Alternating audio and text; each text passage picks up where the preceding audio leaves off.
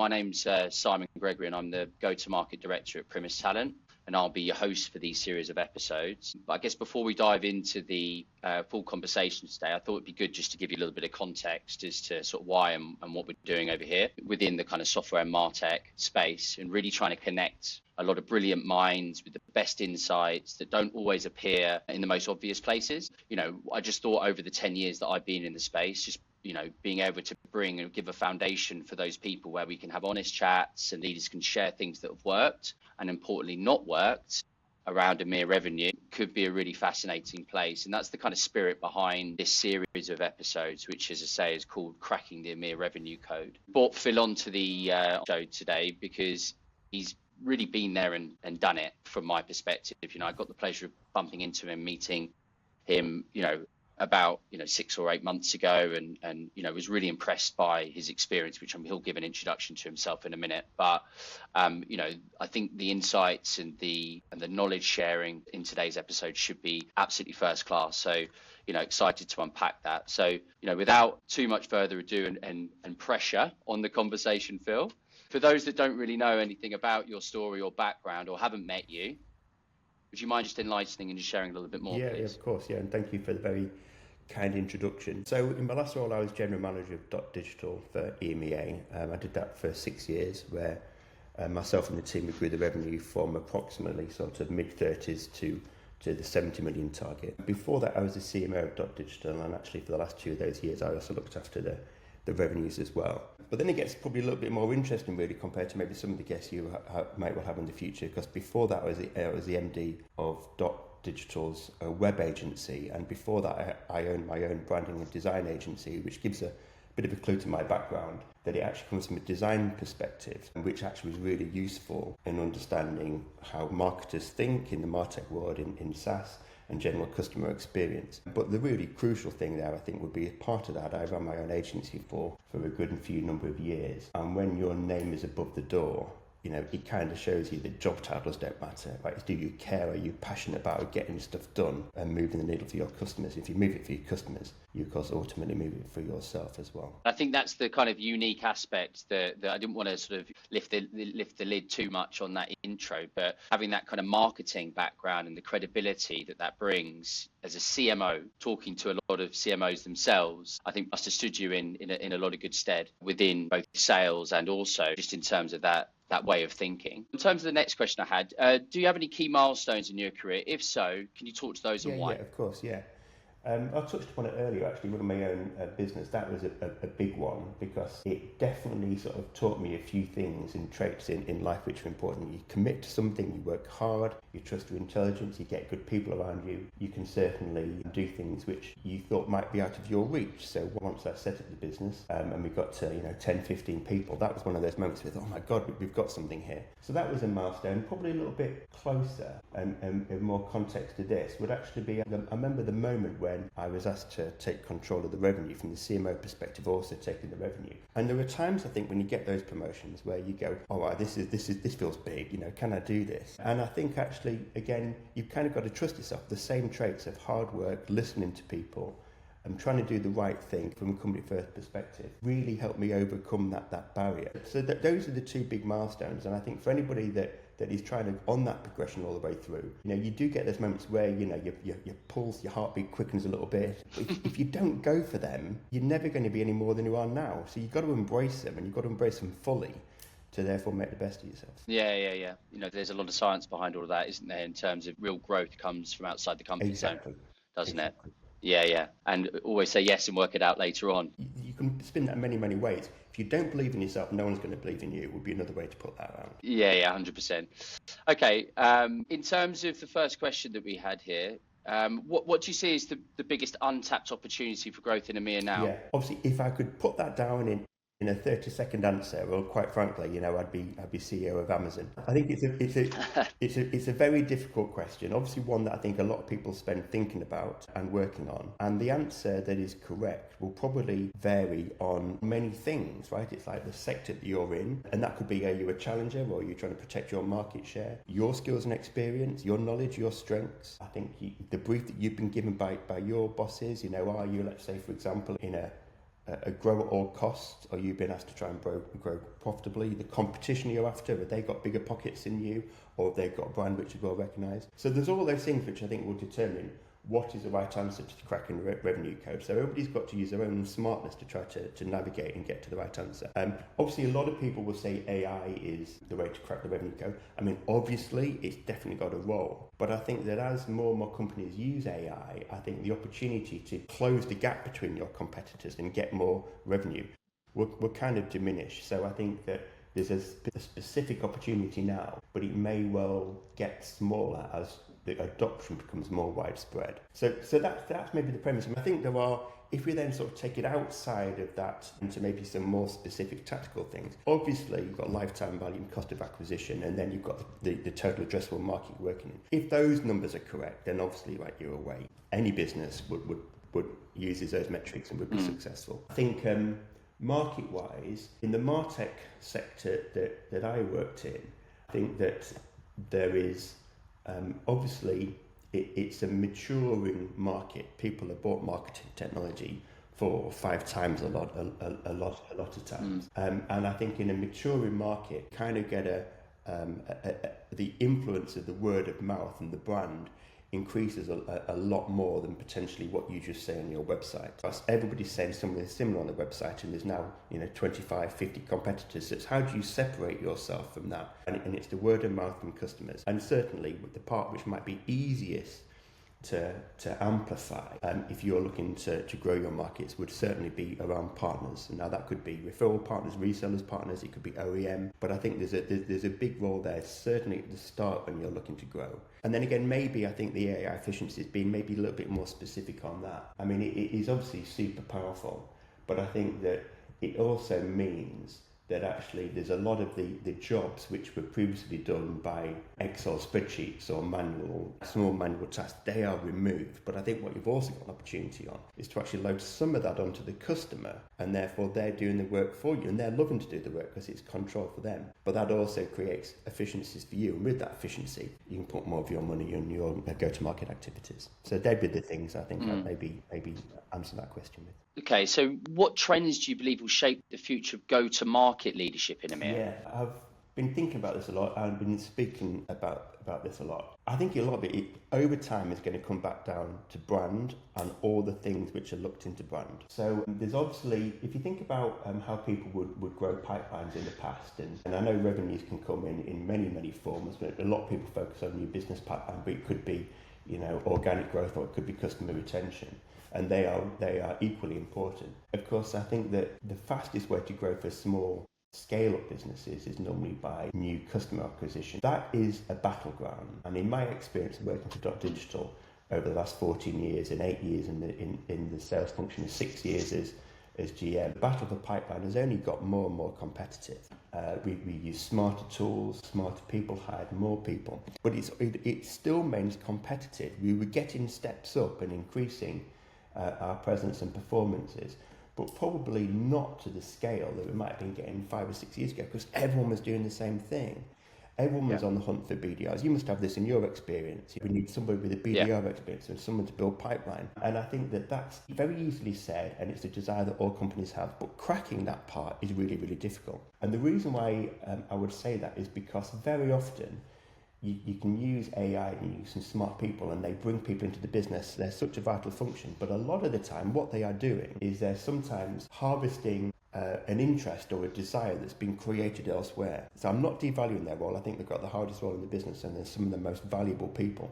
But let's say, for example, you're doing a great podcast, or you've been at a great event, or you've done a great piece of content, you've done a video, or your customers have been at an event and talking about you without you being there. And then the BDR phones in, then they get the action. And so I think that part is the bit which I would focus on, because it feels like sometimes it's difficult to convince the financial stakeholders you need to make an investment in brand, because it can be non-attributable in terms of what it can give you. You can't say how many clicks have you got for that. You can't do that. But what it does, it creates you this halo, which everything else is better within. So your BDR performance will improve, your customer retention will improve, your organic customer growth will improve. Everything will improve if you can improve the strength of your brand and the recognition and the values around it. So that's where I think is the true thing. And it's only getting more important because customers own more and more and more of the buying process. I mean, we've all seen that Forrester stat a few years ago where they own 80% of it. I'd love it now. I'd love to see what that stat is now. I bet you it's 85, 90%. And so that's the path we're going on. So you've kind of got to trust, I think, investment in the brand. And the last point of that, and I might be speaking too long, of course. If you just think about how the role of PPC has changed over the last few years, we all remember, you had an SEO agency to do your work for you.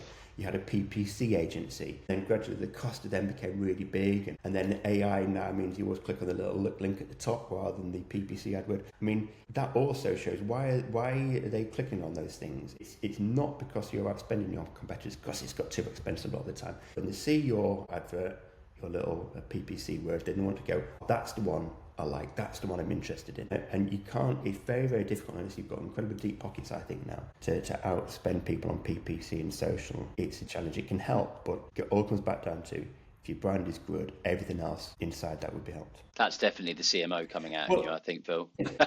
That's good. It's great because it is. I think that's also of doing both roles. You see, I think that people that approach this from just a sales angle and very often want to try to put glory on the path that they know, right? But from doing both roles, I think you can't do one without the other. A good CRO is only as good as a CMO and vice versa, right? They have to work in tandem. There's only, if you're an unknown brand with bad recognition, there's only so many sales you can make.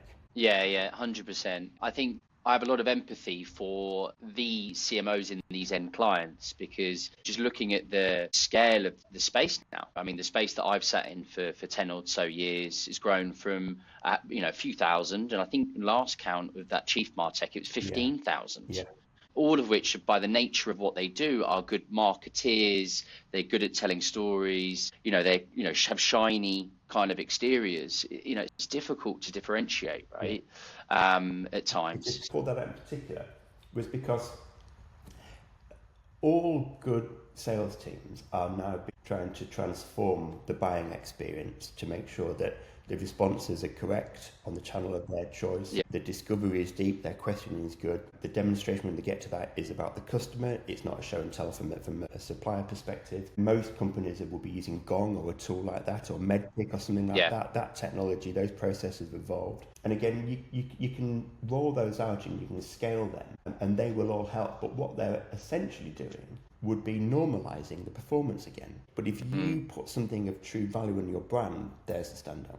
And that takes time and effort and application, doesn't it? And connected messaging and everything in between. So no silver bullet. If we move on to sort of leadership then, so how do you identify and develop the next generation of GTM leaders in your region or your company? Yeah, I mean, I love this bit, if I'm being totally honest. I think that seeing people develop and grow is the most satisfying part of the work that I do. Because a lot of the time as general manager and one ultimately with revenue responsibility, most of the time your number's not good enough for, we need more pipeline or there's even if you're in target, right, people always want more target. But the part which is always really good would be, I think, all the bits about the people, about developing the leaders, developing the team underneath and the skills. I mean, that's the part which I think can really give a sense of long-term success and satisfaction when you do the role. So in terms of identifying the ones, I mean, I think there's a few here, and they're fairly broadly answered, but the first one is nothing more than commitment, right? And it sounds simple, but hard work is just something which people cannot take for granted. If you think you're good and you read a book like called The 6 Hour Day, and you do a 6-hour day and you think you're great, imagine if you could work that intense with an 8-hour day, then you do a 9-hour day, right? You just separate yourself, because it's not about pure sweat, but every time you work, if you work smartly, you also develop your skills and your listening and your tactical knowledge. And if you do that for 8 or 9 hours a day and the other person does it for 6, then you're actually getting smarter as well. And the thing that I really like about it in terms of a revenue perspective is you control your managers, your reps control the input.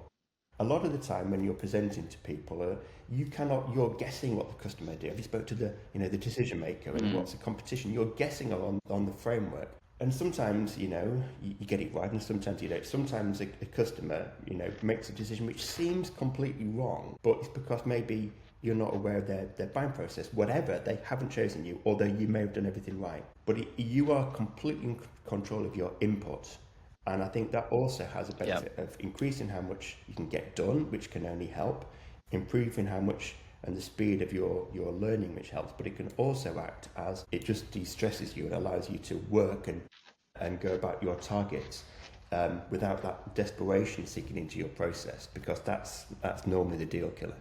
So I think commitment is a big thing. Intelligence is obviously linked to that. I mean, you've obviously got some natural intelligence, some inquisitiveness about the sector, hopefully some passion about the product you're selling. And then the last one would be, the intangible things, especially here for a manager. It's the EQ, because I think that if you're a good individual target, it doesn't necessarily mean you're going to be the best go-to-manager, go-to-market leader, because you've kind of got to make sure that you can think on their shoes rather than always try and do what looks good for you.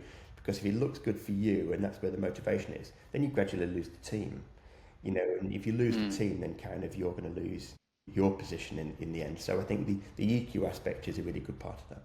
Certainly within some of the, the 10 or so years of sales hiring, the bit that you can't see on the CV, you said about commitment, but I think it's that like sheer will to win. I hate it when people say hustle and startup hustle and all that. I hate that kind of term, but like, it's that will to win, isn't it? It's like, can I, will I get this from A to B? And it doesn't need to be necessarily perfectly and pretty and, the perfect sales process every single time. But it's, can I get this deal closed? And you meet some of these people, you can just see it in them, and they can demonstrate this stuff time and time again. Isn't it? Yeah, just find a way. They just find a way to do it. When everything's sort of against you, they just find a way to do it. And sometimes that is longer hours, or just as you say yourself, like just being that extra 5% smarter in terms of how they're tackling the problem. They're all linked, because there's that old expression, if you want something done, give it to a busy person, because they will find a way to get it done in that time frame. If they've got a lot of work to do, they'll suddenly find they're more efficient with their must-do list rather than nice-to-do list. They'll suddenly lean into a tool to do something more. They'll disqualify better rather than working leads they might not get.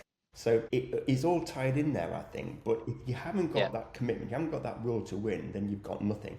And it's even more important, I think, because the space, whilst it might be maturing, the space moves fast. The role that I was doing at Dotdigital when I left was so much different to the role I started at. And it's only going to be the same in 5 years, but as AI and the competitors change again and all the rest of it. So you've got to be committed in intelligence and have EQ to adapt as the role in the sector changes. Yeah. How do you keep alignment? I mean, again, this is going to be lovely playing on the CMO marketing sort of expertise here, but how do you keep alignment between all those departments, sales, marketing, customer success?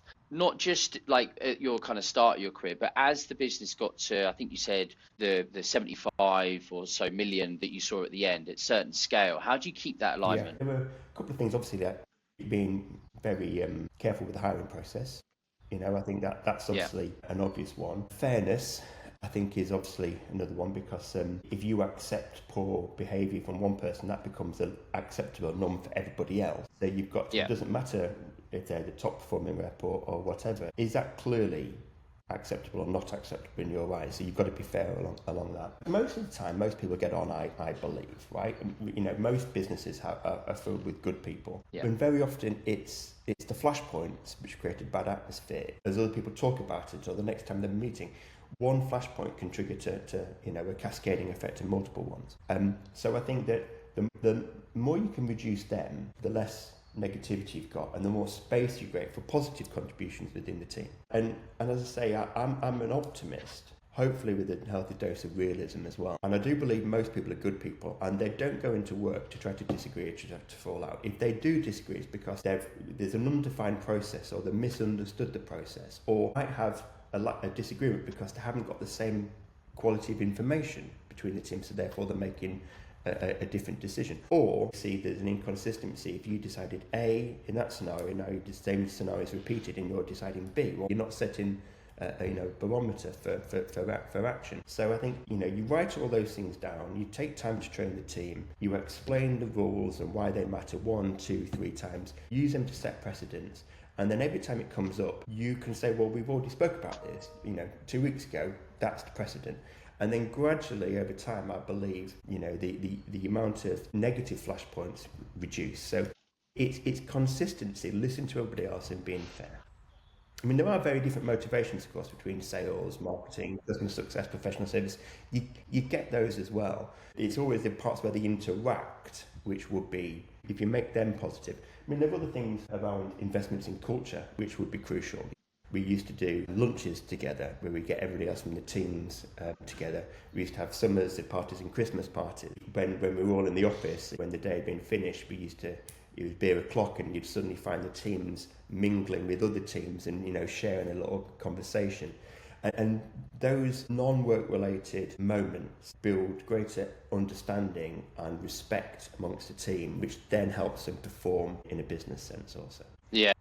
I mean, quite a big sort of answer potentially, but, post-COVID, remote working, come on. I mean, you didn't mention that in the answer there, but that's obviously had, in your opinion, what effect on, reducing those silos and creating that collaboration?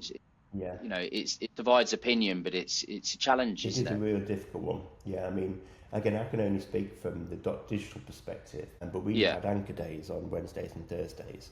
And we had remote days on Monday, Tuesday, Friday. Now, there was some flexibility with them. So end of the month we'd go in whatever day that was, and sometimes events might be in our office, so Thursday wasn't in. But the idea then was those days we'd try to do something where we would stimulate a cross department conversation, because the value of those days in the office was not just about getting work done, it was about building a sense of teamwork with their direct teammates, with their wider department and with other departments. And so it wasn't a case of come in, get 11 things done on your to-do list. That might be Monday and Tuesday. It might well be leaving time for the unplanned events to happen, to develop. And that's where I think that's kind of what's happened with COVID. Look, we all found that actually hybrid working was quite good, not going to the office 5 days a week. When we think back about what that was like pre-COVID, that feels like very much you were on the treadmill, right? Sometimes it's right because, it helps learning, but for most people, I think it has allowed a better balance of life, and very often for them to have more time doing their job, their specialisms. And so I think it's a really good thing. But the downside to that would be your day is calendarized. And what happens is you do the things which are in front of you and your team. You never have that nice conversation you weren't planning where you learn something from it. So I think when you go in the office, you kind of got to have them. We used to have partner talks. We used to have people talking about maybe their self-development they've been through, just to get them together, just to create a moment where the teams could talk. It's a fascinating and challenging kind of thing from a recruitment perspective. I mean, that's just the context I see it, because it can be a differentiator, but it can also be stifling, depending on the company. Yeah. Some people just don't accept, 3 days in the office anymore, which for me is crazy, just because of personal situation, because of seniority, because of X, Y, Z. They're clearly saying to at that point, well, are they really that committed? But if they've bought the vision of that company and they say, right, we're going to come in, I'm going to give them my best. 3 days, that's fine, we'll do that. 3 days, that's good. Yeah. And I think that once you've done that, you build trust from it. Do you feel sorry for the people right at the start of their careers where they are so much more dependent on assimilating all the knowledge from their peers around them, and if they change jobs and they're still working in the bedroom, that's a really, really tough crowd. I don't like it when we get to the situation of, I've done my 2 days, I'm not coming in again. What do you need to do your job to the best of the ability? If that is 3 days or 4 days or 5 days or 1 day, then it doesn't really matter. It's what you need to do the job to the best of the ability. And you get to that point, and I think commitment can get to this point very quickly where you've got to trust the people that you work with. If you're ever in a situation where you're checking whether the little green lights come on Slack if they're at their desk and I've got suspicions about that, do you know what I mean? You want to race to the desk? Yeah, 100%. What's the best recruitment decision you've made in your career and why? Yeah, sales up. The amount of data we're getting is just growing exponentially. The amount of tools that sales teams use is growing exponentially. The amount of data they need to pass from marketing to sales to professional services growing exponentially. And I think that sales ops can help you get a view on that. Now, I'm a big believer that, you've got to try to look at what the data will be for the decision, but you shouldn't be totally beholden to the data. You should also be close enough to the managers, to the team, to the customers,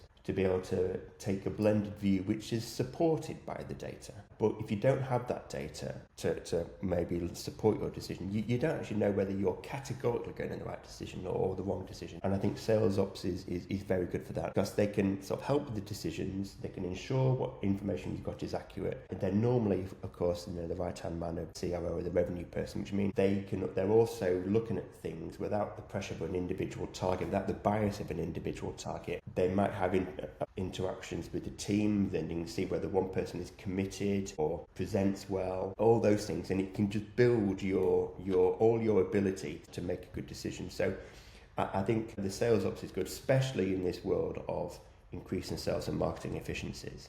Yeah, I'm smiling because I've spoken to some great RevOps people, and they sometimes feel a little bit like, second-class citizens a little bit, within like the broader environment. But there's a lot of data that's showing that RevOps and sales ops is more like a must-have, and the amount of titles and the medium salaries for those roles are going up. Companies are starting to really recognize that is really the only way to build a scalable, sustainable, and effective revenue engine, is to involve these people early. In fact, I did a couple of posts on LinkedIn about, it was a little slide thing saying, when do you hire your first RevOps?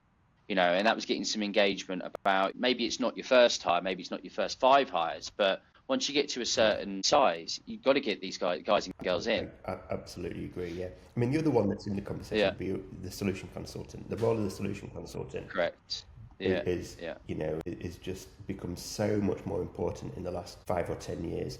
And it comes down to the buying practices again of the customers. You've got the lower end customers that want to see it for themselves and don't want to speak to anybody ideally in checkout. Then you've got the customers with complexity, which isn't always the customers with big budgets. It's the customers with complexity, where unless you can remove help simplify that complexity and give them assurances they're not what they buy is going to work, they're never going to buy. No matter how much or how experienced an account executive could be, they're going to believe it much more from a solution consultant, because they just talk a different language. They're explaining things. They look at the same ball but from a completely different side. And so I think that this solution consultant hires are really good as well. Those two would be fantastic. Both of them have a benefit to the sales team, because if they are using data in a certain way, or processing things in CRM, or putting reports about areas of their sales process they could optimize. If they're on a demo and they're suddenly dropping that little bit and the solution consultants, and it makes a guy's eyes wide open, the good AEs will suddenly do the same thing next time they do it. It's not an investment in training, but it has a training function if those roles are done correct. Not a training function, has an output which is similar to training. I love that answer, because I wasn't kind of expecting the sales ops angle, but that's really good. What role does culture play in driving revenue growth in EMEA? We talked a little bit about that with people. I mean, it's so much. Anything you can do to help it is so important. We're really pleased with Dotdigital. We had a lot of staff with an awful long tenure. I was there 14 years, but my sales director was there about 15 years.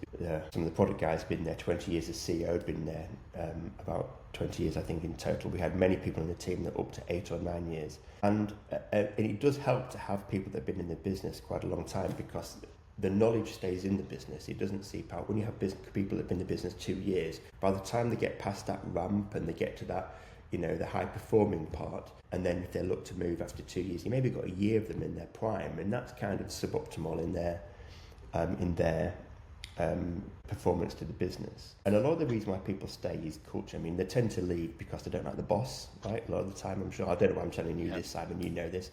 But most of the time, they don't say they leave because of their boss. Most of the time, they say because they're leaving because of money, because it sounds like it's an easy way to justify their decision. But if you get that culture right, then you tend to find you get they leave because of their boss less. So I think it's a really important part. There is an element, I think the culture starts from the top, that all the way up, people think they can speak to people and there's not a closed door. Then I think that helps everybody speak to everybody. I know personally, every time we had a new starters, I would always go up to them and shake their hand, say hello to them, have 5 or 10 minutes with them. Sometimes I wouldn't speak to them again, not because I was ignoring them, but just because our paths wouldn't cross. But I would always try to do that at the start, because I thought they're coming into our office, they're going to be sitting the all hands together, they're going to make a contribution. Whatever it is, I think it's important for them to be recognised. And then hopefully that would set in a culture which was acceptable, that they felt part of, rather than just sort of scuttling in and scuttling out at 5:30. And from a revenue perspective, there's a super fine balance to be had here, because if you celebrate success too much, it can lead to, if people have the wrong mindset with that success, with being, I'm great, I don't need to do the hard yards again, and that is going to bite people. And then if people miss target and you're too hard, you actually erode their confidence, and then in effect it becomes a self-fulfilling prophecy that they'll miss their target next time, or you might be carrying on underperforming reps. So you've got to kind of balance, I think, that the support and also the criticalness. Miss target, you can say, look, your target is this, you miss target. What are you going to do about it? And put a lot of the load back onto them, because ultimately you can't solutionize everything. If they're hired because they're intelligent, they should be intelligent enough to figure out how they can do better. So they're definitely a couple of things. But I mean, another thing aside with that, which I'm very keen on, would be assessing the underlying performance as well as the quota performance. Because we all know, like we just said right at the start of this podcast, that sales don't always control all of the sales process. The consumer owns a large proportion of that now. So you can move by a better process and everything, you can control a lot of it, but you can never control all of it. And that means that somebody might have hit target and just got luckier than their person next to them. They might have got given a lead which just sometimes has an advocate which was deep-seated, which wasn't in the passive notes. So you've got all those things in place, which means if they hit target, great, well done for them, celebrate, pat them on the back. But it doesn't necessarily mean they are an A-star performer. So the thing I always look for would be these things, but which underline commitment, straight activity around calls, emails, how many self-gems they're doing, have you watched the demo back, have they followed the script that you've given, are they questioning enough, are they listening enough? What's their professionalism? Do they come prepared to meetings with you, with the customer? What's their knowledge? Are they the go-to person for the new starters to help them train? Do they make contributions outside of the department? And I think that those things are really important too. So when we're looking at culture, I would have the classic grids of a 2-box grid. One would be revenue, and then one would be a rating along their competence and performances. And if they were ace in both, then they're in the top right and you're good to go, right? That person's great. But if their performance to quota is a little bit less, but they're acing the other axis, then it's going to come. So you can be supportive. But if their competence is down, and if their quota is down, then they're not committed to development, right? And you kind of got to take a different view on it.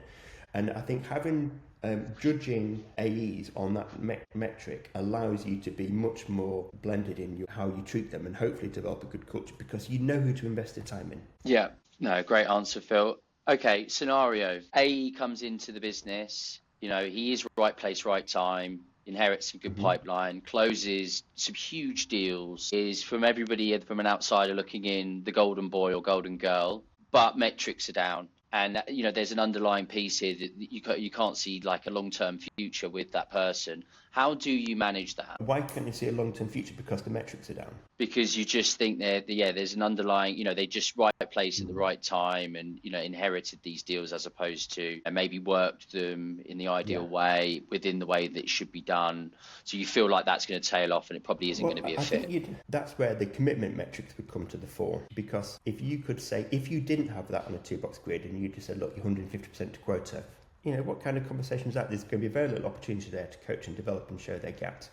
But if, let's say, for example, you had from sales ops in a leaderboard of self-gens, email activity, scoring of their demo competence and solution consultants, etc., and they were middle of the table, then you could say, great start, I'm really impressed with you, but I'm going to tell you can improve a little bit. Look at these metrics. Do you like being below that person? Do you like it? Well, you can control that. you can get top of that list. To simplify it, it would be the same as a lazy striker that wouldn't work hard from in attack. One of the things about those Liverpool forwards, Firmino and Salah and Mane, they worked really, really hard. They were still scoring well, but they still worked hard right from the start. They weren't the person that was just goal hanging at the start. And so you could even use a more casual metaphor to explain your concept well enough. But if you have those, if it was all anecdotally given, you get yourself to a point where my opinion is against your opinion, and some people will take a defensive viewpoint.